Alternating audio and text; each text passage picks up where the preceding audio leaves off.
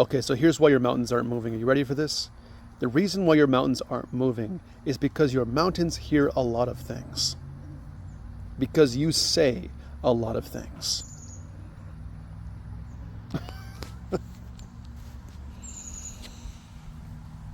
I'm talking to myself here too, not just you. Okay, so we got to be more consistent. Because remember what Jesus said about the spring. He said that it doesn't matter how much pure water comes out of a spring. If just a little bit of bitter water comes out of it, you're going to taste that. And it's no longer a pure spring. It's bitter.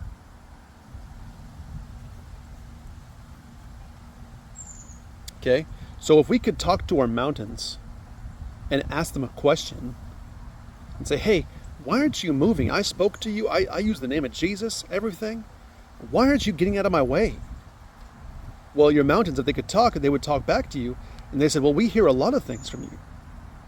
Last week you said you hate your life, that you hate your situation, that you're never going to get any better, and that you're never going to get out of this, and that X and X always happens to me. So your mountains hear all those things, and they have to agree with that because they listen to you.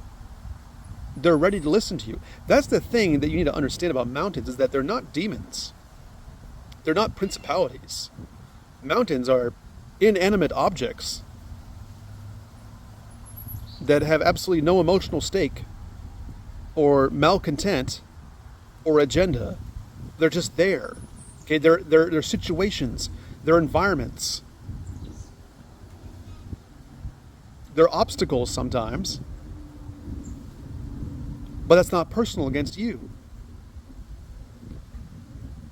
So if you start partnering with your mountains and stop viewing them as an enemy,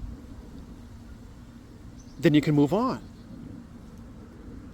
Okay, this is getting kind of weird, isn't it? So remember, when Jesus walked into Jerusalem, the disciples said, like, hey, you want us to get these people to stop praising you? Because we're making too much of a scene. And he said, no, they have to praise me, because if they didn't, the rocks would cry out. Well, rocks can't cry out. Mountains can't talk. Okay, that's what I'm getting at, is that, when it comes to inanimate objects that don't think, feel, or hear, or whatever, okay, there is a part of them that has to be obedient to the Lord, because everything, when it comes down to it, is made from sound. That is what holds your entire universe together. It's what holds you together. You are a sound. God spoke and you came into being. Yes, he used mud and dirt, right? With the first man, Adam. But it was a word.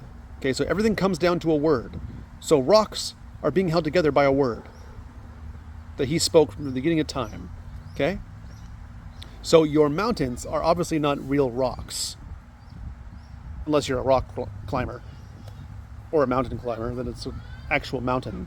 But most of the time, mountains are just situations that you're facing that you can't seem to get over. So if you want to see that mountain to move, you've got to get better about what's coming out of your mouth. James says your tongue is the rudder. Whatever it is that you're saying, that's the direction it's going to go.